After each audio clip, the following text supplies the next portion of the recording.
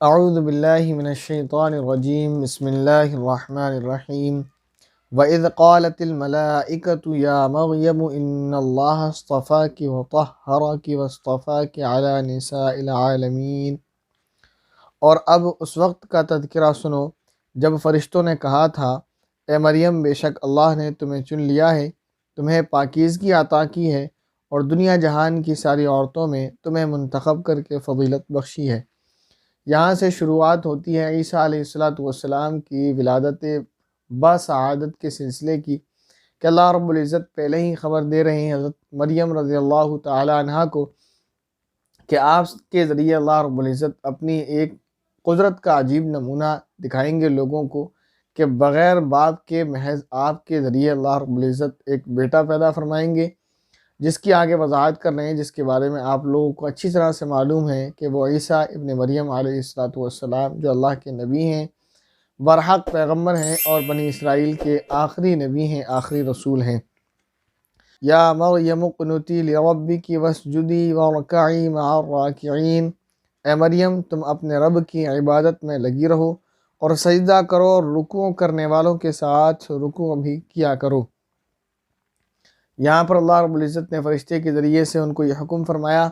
کہ تمہارے ساتھ ایک عجیب نمونہ پیش آنے والا ہے، عجیب واقعہ پیش آنے والا ہے، اس لیے اللہ رب العزت کی عبادت خاص طور پر کرو، کیونکہ آپ کو بیت المقدس میں کمرہ دیا ہوا تھا، آپ مسجد میں ہی رہتی تھیں، تو اس وجہ سے حکم فرمایا وسجدی، یعنی تنہائی میں بھی اللہ کی عبادت کرو، اللہ کی طرف متوجہ رہو۔ اور ورکعی مع الراکعین کا مطلب یہاں یہ ہے کہ جماعت کے ساتھ بھی نماز پڑھا کرو۔ وہ اس لیے کہ دیکھیے جماعت کے ساتھ عورتوں کو نماز پڑھنا منع نہیں ہے، اسی طرح عورتوں کو مسجد میں نماز پڑھنا بھی مطلق منع نہیں ہے، لیکن جیسے کہ واضح کر دیا یہ بات کو بار بار کہ فتنوں کا دور ہے، فتنوں کے اندیشے کی وجہ سے عورتوں کو مسجد میں جانے سے منع کر دیا گیا، ورنہ اگر کوئی عورت مسجد میں جائے اور وہاں جماعت سے نماز پڑھ لے تو اس کی نماز ادا ہو جائے گی، لیکن کیونکہ فتنے ہیں اور فتنوں کا خدشہ ہے، اگر آج کے دور میں عورتیں مسجد میں جائیں گی تو بہت سارے خرابیاں مسجد کے اندر بھی پیدا ہو جائیں گی، اور جو لوگ اپنی عورتوں کو مسجد میں لے جاتے ہیں، جو لوگ اپنی عورتوں کو مسجد میں بلاتے ہیں اور وہاں مسجدوں کی جماعت ہوتی ہے، گو کہ مسجد کے لیے خواتین کے لیے مسجد میں الگ جگہ بنائی جاتی ہے اور ان کی نماز پڑھنے کی جگہ الگ ہوتی ہے، لیکن کیونکہ وہاں عورتوں کا ازدحام ہوتا ہے، بھیڑ ہوتی ہے، ان کا آنا جانا ہوتا ہے، اس مسجد میں عورتیں آتی ہیں جاتی ہیں نماز پڑھتی ہیں، تو اس کی بہت ساری خرابیاں اپنی آنکھوں سے دیکھی ہیں اور اس کا اپنی آنکھوں سے جو ہے مظاہرہ کیا ہے، مشاہدہ کیا ہے کہ اس کا کتنا بڑا نقصان ہے، کہ وہاں نماز پڑھنے والے نماز پڑھنے کے لیے، اللہ کی عبادت کرنے کے لیے نہیں بلکہ شیطان ان کو بہکا دیتا ہے اور وہ کسی اور مقصد سے کسی اور مقصد کو پورا کرنے کے لیے آتے ہیں۔ اسی وجہ سے ہمارے بزرگوں نے، ہمارے اکابرین یعنی ہمارے صحابہ نے یہ فیصلہ لیا کہ جب وقت بدلا تو متفقہ فیصلہ یہ ہوا کہ اب خواتین کو مسجد میں نہ جانے دیا جائے جو پہلے مسجد میں جایا کرتی تھیں۔ بہرحال اس پر اجماع ہے صحابہ کا، اور اس کے بعد سے اب تک تمام امت اس پر متفق ہے کہ خواتین کو مسجد میں نہیں جانا چاہیے۔ ویسے مسجد میں اگر عورت نماز پڑھے گی تو اس کی مطلق ممانعت نہیں ہے، لیکن صرف وجہ یہی ہے جو آپ کے سامنے واضح کر دی۔ فرمایا ذَلِكَ مِنْ أَنْبَاءِ الْغَيْبِ نُوحِيهِ إِلَيْكَ، اے پیغمبر یہ سب غیب کی خبریں ہیں جو ہم وحی کے ذریعے تمہیں دے رہے ہیں۔ اس آیت سے یہ بھی پتہ چلتا ہے کہ اللہ رب العزت نبی پاک صلی اللہ علیہ وسلم کو غیب کی باتیں بتاتے تھے،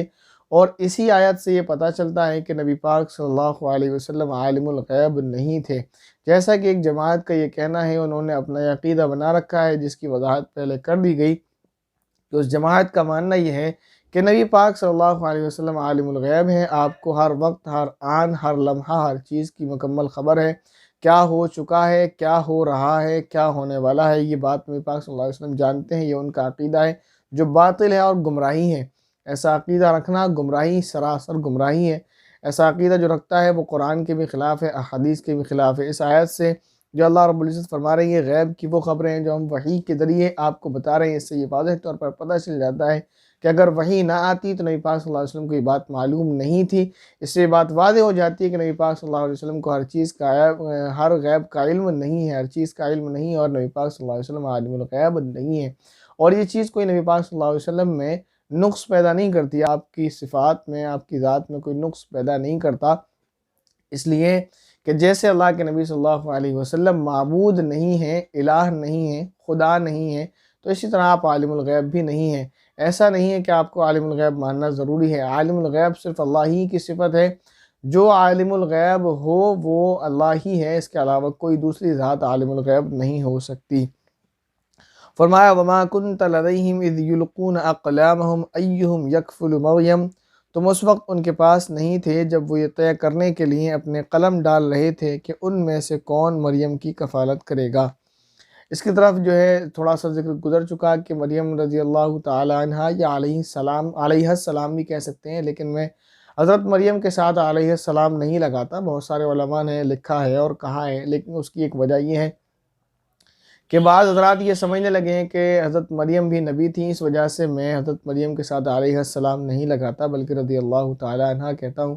تو اگر کوئی علیہ السلام کہنا چاہے اس عقیدے کے ساتھ کہ وہ اللہ کی نبی نہیں تھی بلکہ نبی کی والدہ تھیں تو اجازت ہے، لیکن اگر یہ خطرہ ہو کسی کو کہ میں یہاں علیہ السلام کہوں گا تو عوام میں لوگ یہ سمجھ بیٹھیں گے کہ گویا وہ بھی نبی تھی، یا کسی کا عقیدہ یہ ہو کہ وہ مریم علیہ السلام ان کے نبی ہونے کی حیثیت سے کہتا ہے تو پھر اسے کہنا نہیں چاہیے، گناہ ہے۔ تو اسی وجہ سے میں اس خدشے سے بچنے کے لیے ہمیشہ ان کے ساتھ رضی اللہ تعالی عنہ کا استعمال کرتا ہوں۔ بہرحال حضرت مریم کی جب پیدائش ہوئی تھی تو ان کے والد کا انتقال ہو چکا تھا، پھر اس میں جو ہے کیونکہ ان کی پیدائش سے پہلے ہی ان کی مقبولیت کی خوشخبری اور بشارت لوگوں کو سنا دی گئی تھی۔ لوگ جانتے تھے کہ یہ آنے والے وقت میں اللہ کی مقبول بندی ہے، اللہ تعالیٰ نے اس کو چن لیا ہے، اور ان کی فضیلت لوگوں کے سامنے واضح تھی، اس لیے لوگ جھگڑ رہے تھے اس بات پہ کہ ان کی کفالت کون کرے گا۔ سب یہ کہتے تھے کہ ہم کریں گے ہم کریں گے۔ حضرت زکریا علیہ السلام اللہ کے نبی بھی تھے، اور ایسی لڑکی ایسی عورت کی پرورش اللہ تعالیٰ کو منظور تھی کہ ایک نبی کے یہاں ہو، تو وہاں یہ نہیں کہ ایک ایسے ہی فیصلہ لیا گیا بلکہ قرعہ اندازی ہوئی، اور وہ قرعہ اندازی یہ ہوئی کہ قلم ڈالے گئے۔ اس کا طریقہ یہ تھا کہ اپنے اپنے قلم لوگ پانی میں ڈالیں، تو اس کا طریقہ یہ ہے کہ جس کے قلم بہہ جائیں وہ ہار جائے گا، اور جس کا قلم پانی پر رک جائے گا وہ جیت جائے گا، اور کفالت اسی کے جو ہے حصے میں آئے گی، وہی اس نیک عورت کی، اس نیک بچی کی کفالت کرے گا۔ اور یہ چیز حضرت زکریا علیہ السلام کے حصے میں آئی۔ اللہ تعالیٰ فرماتے ہیں وَمَا كُنْتَ لَدَيْهِمْ إِذْ يَخْتَصِمُونَ، اور نہ اس وقت تم ان کے پاس تھے جب وہ اس مسئلے میں ایک دوسرے سے اختلاف کر رہے تھے۔ اس آیت میں اللہ رب العزت نے نبی پاک صلی اللہ علیہ وسلم کی صداقت کو بھی بیان کیا ہے، وہ اس طرح کہ آپ صلی اللہ علیہ وسلم جو لوگوں کو واقعہ بتا رہے ہیں کہ حضرت مریم کے ساتھ یہ واقعہ پیش آیا، تو یہ بات لوگوں کو جاننا چاہیے کہ اللہ کے نبی وہاں موجود نہیں تھے، اور اللہ کے نبی بالکل ہو بہو جو واقعہ پیش آیا وہ بتا رہے ہیں۔ جتنی وضاحت سے ان کو نہیں معلوم اتنی ہی اس سے بھی زیادہ وضاحت کرتے ہوئے آپ بتا رہے ہیں کہ کس طرح پیش آیا۔ اس سے یہ ثابت ہوتا ہے کہ نبی پاک صلی اللہ علیہ وسلم نبی برحق ہیں، آپ صلی اللہ علیہ وسلم کے پاس وحی آتی ہے، کیونکہ نبی پاک صلی اللہ علیہ وسلم نبی امی تھے، آپ کو پڑھنا لکھنا کسی انسان کے ذریعے اللہ رب العزت نے نہیں سکھایا تھا، تو آپ تورات اور انجیل پڑھ کر یہ واقعہ بتاتے ہی اعتراض ختم ہو گیا۔ تو لہذا آپ کو جو معلوم ہوتا ہے وہ اللہ رب العزت کی طرف سے وحی آتی ہے، اسی کے ذریعے سے یہ بات آپ کو معلوم ہوتی ہیں جو بھی باتیں گزرے ہوئے زمانے کی آئندہ زمانے میں آنے والی ہیں۔ تو اسی لیے میں نے کہا نبی پاک صلی اللہ علیہ وسلم کا نبی امی ہونا جو اس اسلامی عقائد میں بھی بیان کیا، اور دوسری 2-3 مرتبہ گزر چکا، وہاں یہ وضاحت کر دی کہ نبی پاک صلی اللہ علیہ وسلم کا نبی امی ہونا یعنی کسی انسان سے لکھنا پڑھنا نہ سیکھنا، یہ آپ کی ذات میں عیب نہیں بلکہ آپ کی ذات میں کمال ہے۔ اللہ رب العزت نے آپ صلی اللہ علیہ وسلم کو نبی امی بنا کر یہودیوں اور اسی طرح نصرانیوں اور اس طرح مشرکین کے بہت سارے پیدا ہونے والے اعتراضات کو پیدا ہونے سے پہلے ہی ختم فرما دیا۔ آگے اللہ رب العزت ارشاد فرما رہے ہیں اِذْ قَالَتِ الْمَلَائِكَةُ يَا مَرْيَمُ إِنَّ اللَّهَ يُبَشِّرُكِ بِكَلِمَةٍ مِّنْهُ اسْمُهُ الْمَسِيحُ عِيسَى ابْنُ مَرْيَمَ وَجِيهًا فِي الدُّنْيَا وَالْآخِرَةِ وَمِنَ الْمُقَرَّبِينَ۔ وہ وقت بھی یاد کرو جب فرشتوں نے مریم سے کہا تھا کہ اے مریم، اللہ تعالیٰ تمہیں اپنے ایک کلمے کی پیدائش کی خوشخبری دیتا ہے جس کا نام مسیح عیسیٰ ابن مریم ہوگا۔ پیچھے جو اسی طرح کی آیت گزری تھی وہاں بتایا تھا ہم نے کہ حضرت یحییٰ علیہ السلام کے متعلق جو آیت آئی تھی کہ وہ اللہ تعالیٰ کی ایک کلمے کی تصدیق کریں گے، وہاں جو ہم نے کہا تھا کہ کلمے سے مراد حضرت عیسیٰ علیہ السلام ہیں، اس آیت کی تشریح اس آیت سے خود ہو جاتی ہے کہ اللہ تعالیٰ فرماتے ہیں کلمے کی پیدائش حضرت مریم کے ذریعے سے ہوگی، اور اس کلمے کا نام عیسیٰ ابن مریم ہوگا۔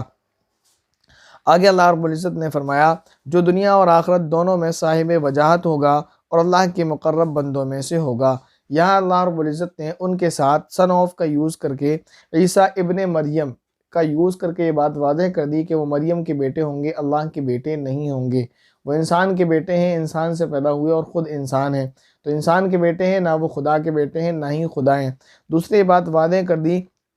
کہ وہ اللہ کے مقرب بندے ہوں گے، نیک بندے ہوں گے۔ فرمایا وَيُكَلِّمُ النَّاسَ فِي الْمَهْدِ وَكَهْلًا وَمِنَ الصَّالِحِينَ، اور وہ گہوارے یعنی پالنے جھولا جس کو کہتے ہیں، وہ گہوارے میں بھی لوگوں سے بات کرے گا اور بڑی عمر میں بھی، اور راست باز لوگوں میں سے ہوگا، یعنی نیک لوگوں میں سے۔ حضرت عیسیٰ علیہ السلام کی خصوصیت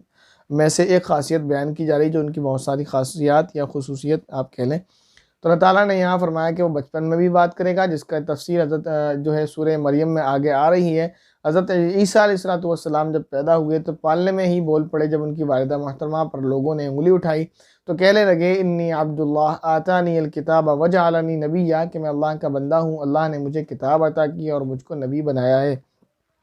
اس آیت کے اندر ایک وہ بات ہے جو آپ نے شاید کبھی پہلے نہیں سنی ہوگی، میں آپ کو بتاؤں۔ یہ آیت واضح دلالت کرتی ہے اس بات کی طرف کہ عیسیٰ علیہ السلام دوبارہ اس دنیا میں تشریف لائیں گے آسمان پر چلے جانے کے بعد۔ کیا آپ آسمان پر چلے گئے دوبارہ آئیں گے؟ کیوں؟ اللہ تعالیٰ نے یہاں فرمایا وَيُكَلِّمُ النَّاسَ فِي الْمَهْدِ،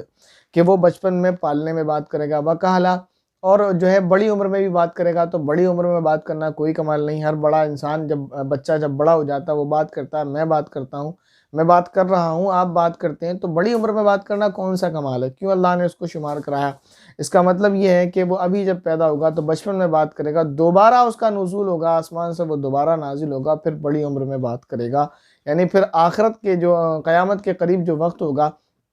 اس وقت عیسیٰ علیہ السلام کو دوبارہ نزول ہوگا بڑی عمر میں ہی، جوانی کی عمر میں ہی، اور پھر وہ اس دنیا میں آئیں گے، جو آگے کی بات آپ کو معلوم ہے اور انشاءاللہ کبھی اور وضاحت کے ساتھ آپ کو معلوم ہو جائے گی۔ آگے اللہ رب العزت نے ارشاد فرمایا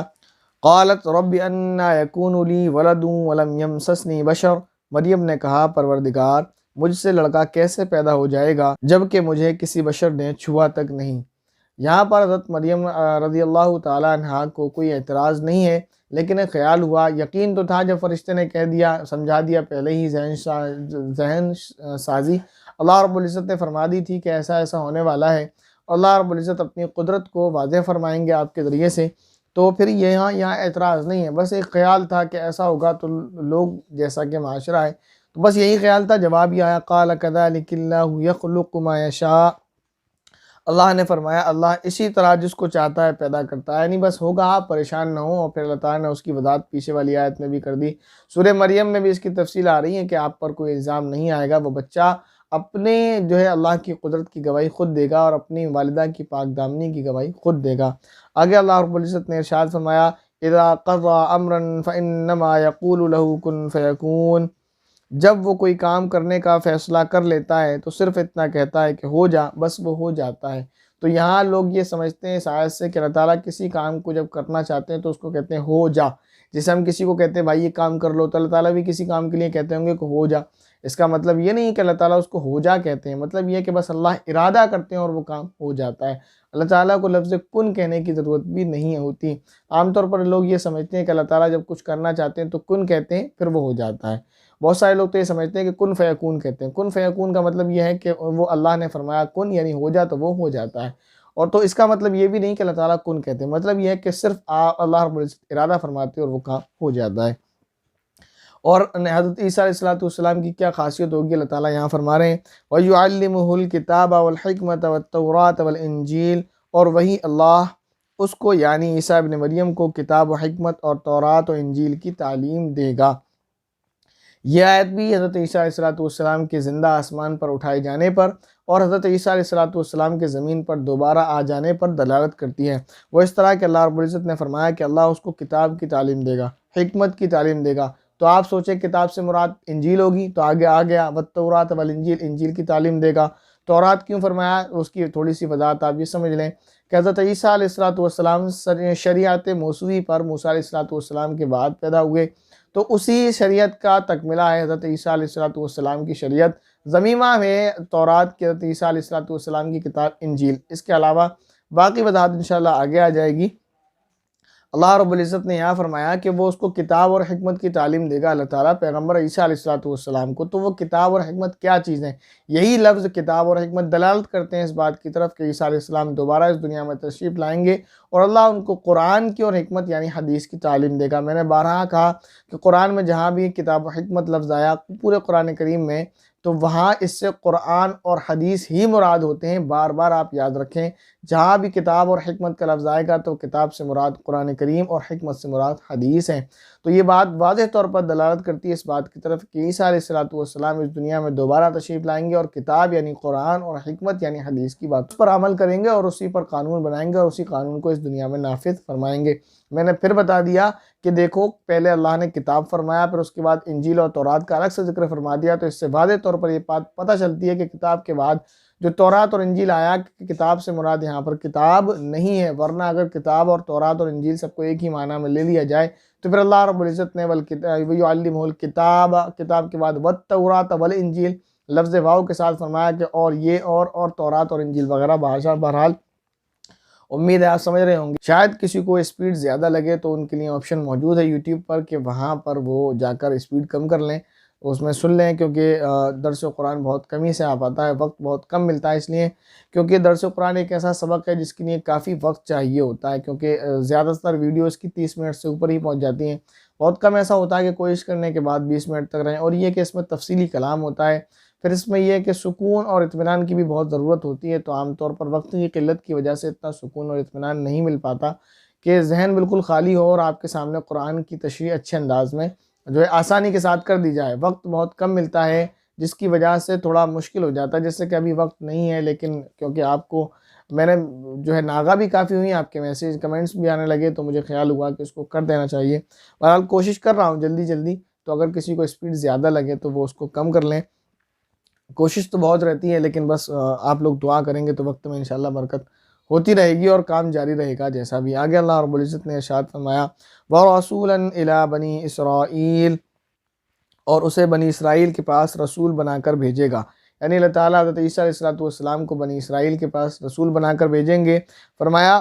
اللہ رب العزت نے آگے انی قد جئتکم بآیت من ربکم انی اخلق لکم من الطین کہیئت الطیر فانفخ فیہ فیکون طیرا باذن اللہ، جو لوگوں سے یہ کہے گا کہ میں تمہارے پاس تمہارے رب کی طرف سے ایک نشانی لے کر آیا ہوں، اور وہ نشانی کیا ہے؟ وہ نشانی یہ ہے کہ میں تمہارے سامنے گارے سے، یعنی مٹی کو جو اس کا لیپ بنا لیتے ہیں اس کو گارا بولتے ہیں، گارے سے پرندے جیسی ایک شکل بناتا ہوں، پھر اس میں پھونک مارتا ہوں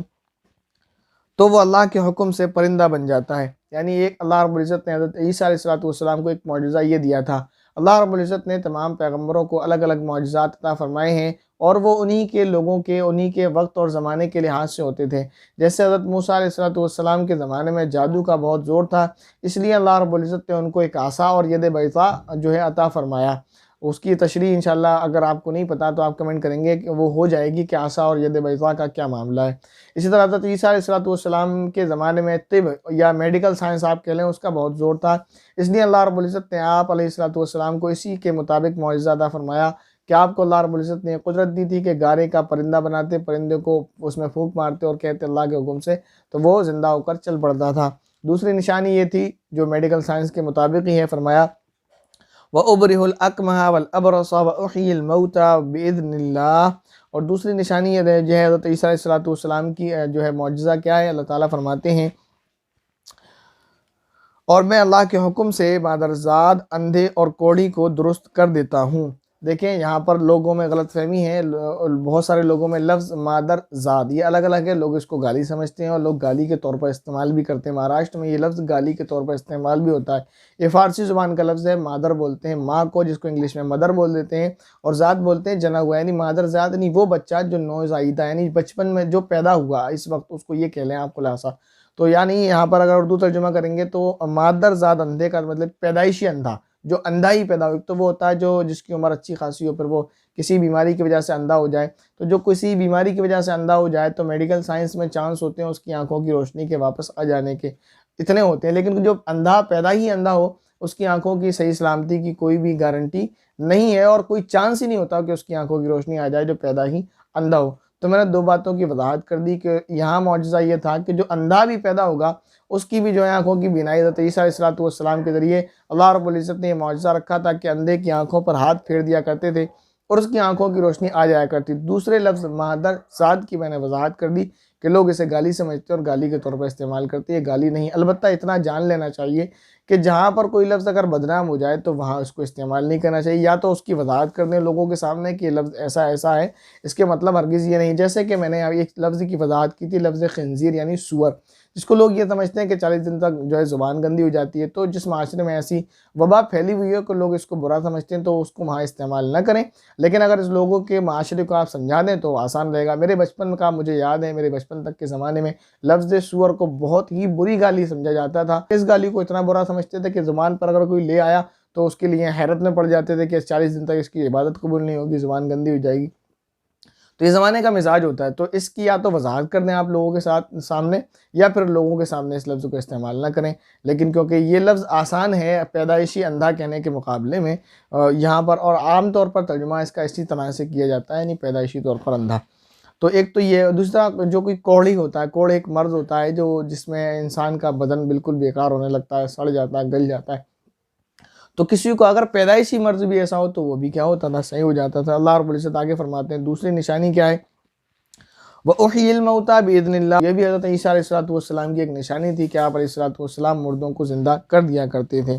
اور دوسری اللہ رب العزت فرماتے ہیں وَأُنَبِّئُكُم بِمَا تَأْكُلُونَ وَمَا تَدَّخِرُونَ فِي بُيُوتِكُمْ. اور تم لوگ جو کچھ اپنے گھروں میں کھاتے یا ذخیرہ کر کے رکھتے ہو میں وہ سب بتا دیتا ہوں. یہ بھی حضرت عیسیٰ علیہ السلام کا ایک معجزہ تھا کہ جو بندہ کچھ کھا کر آتا حضرت عیسیٰ علیہ السلام بتا دیا کرتے کہ اس نے یہ کھایا ہوا ہے اور یہ اس کے گھر پر رکھا ہوا ہے. اللہ رب العزت فرماتے ہیں ان فی ذلک لآیۃ لکم ان کنتم مؤمنین. اگر تم ایمان لانے والے ہو تو ان تمام باتوں میں تمہارے لیے کافی نشانی ہے. یعنی اتنی نشانیاں بتا دی آگے اللہ رب العزت نے فرما دیا اگر ایمان لانے والے ہو تو اس واقعے میں جو اتنے سارے واقعات تم کو سنا دی گئی، بہت بڑی نشانیاں تمہارے پاس موجود ہیں. ایمان لانا ہو تو لے آؤ، نہیں لاتے تو تمہاری مرضی. آگے جو آ رہا ہے 15ویں پارے کے اندر کچھ اس طرح کی آیت ہے، اللہ رب العزت نے فرما دیا، اس کی وضاحت انشاءاللہ وہیں کر دیں گے. آیت کا ترجمہ میں بتا دوں، آیت ہے کہ جو چاہے وہ ایمان لے آئے، جو چاہے کفر کو اختیار کر لے. تو مطلب یہ کہ کوئی زور زبردستی نہیں ہے، سمجھانا ہمارا کام ہے. اسی طرح پیچھے بھی گزر چکا ہے تیسرے پارے کے اندر، اسی پارے کے اندر، کہ ہمارا کام صرف یہی ہے کہ ہم آپ کو پہنچا دیں، باقی انسان کا اپنا معاملہ ہے کہ وہ مانے یا نہ مانے. وقت کی قلت کی وجہ سے بہت تیز آپ کے سامنے بات پیش کی گئی. اگر آپ کی سمجھ نہیں آئی تو میں نے آپ کو پھر بتایا آپشن موجود ہے، اسپیڈ کم کر لیں تو آپ کے آسانی سے سمجھ آ جائے گا. بس میں آپ سے یہی کہنا چاہتا ہوں کہ آپ لوگ دعا کریں، وقت میں آسانی ہو جائے، وقت مل جائے تو پھر معاملہ بہت آسان ہو جائے گا، میرے لیے بھی اور آپ کے لیے بھی. السلام علیکم ورحمۃ اللہ وبرکاتہ.